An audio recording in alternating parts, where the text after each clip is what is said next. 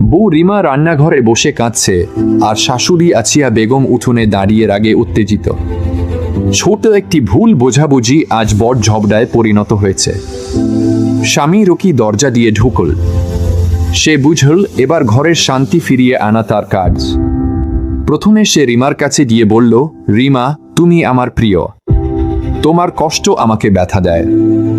বলো কি হয়েছে? রিমা চোখ মুছতে মুছতে বলল, আমি ইচ্ছে করে কিছু বলিনি, মা ভুল বুঝেছেন।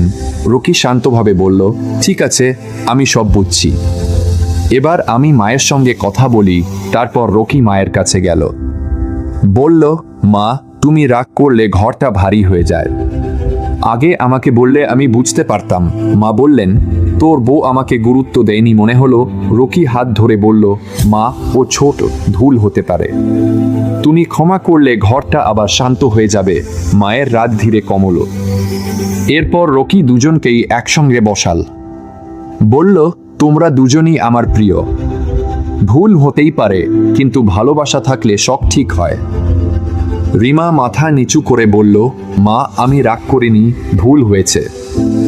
মা হাত ধরে বললেন, না মা, আমি ভুল বুঝেছি।